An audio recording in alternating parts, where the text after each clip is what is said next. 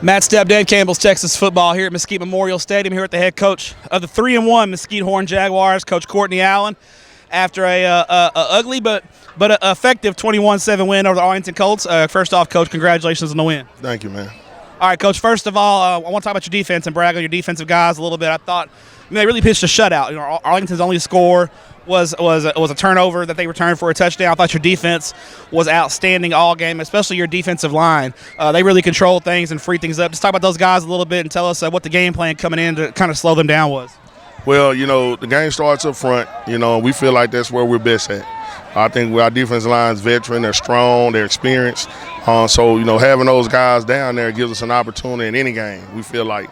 But as the second half wore on, the game wore on, they start taking over and start making a lot more plays and start freeing up them other guys. So, I can't do nothing but be happy to have those guys on my team. They did a great job. I think your secondary, Markel, had a couple of interceptions today, making plays. They tried to get a score late in the game. Markel comes out with a big play.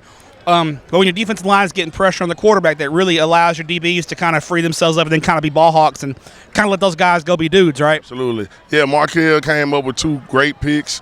Then my other sophomore, Malachi Young, blood dropped too.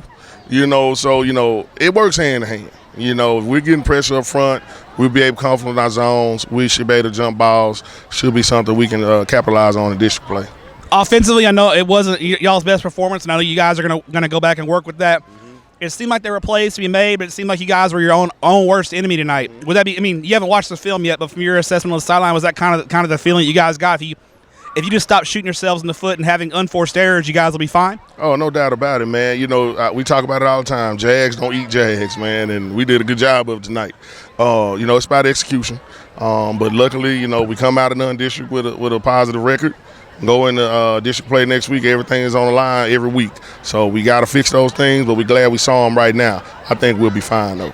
Now, and you get the extra day of preparation, so now you got those guys get to kind of heal up those bumps and bruises as you get ready for district play.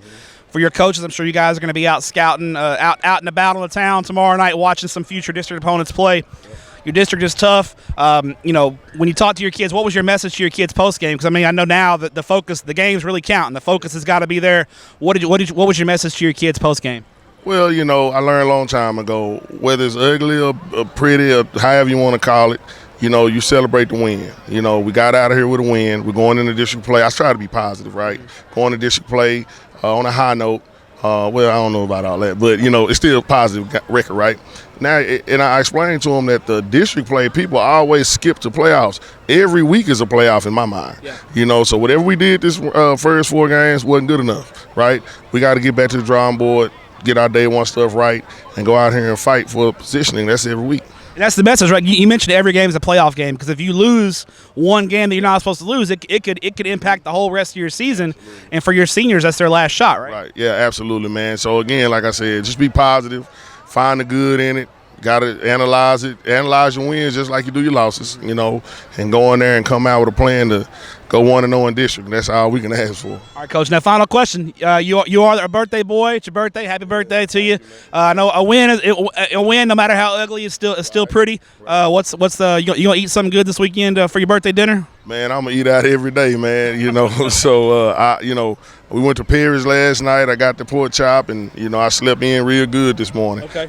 So I don't know what's on the agenda tomorrow, but I'm gonna have fun though. How nice was the weather this week? I mean, it was not being 107 degrees out. How nice was it to play a football game in some normal conditions? Right. Even preparing in normal conditions, man. We've been getting those kids up there at 5:30 every day.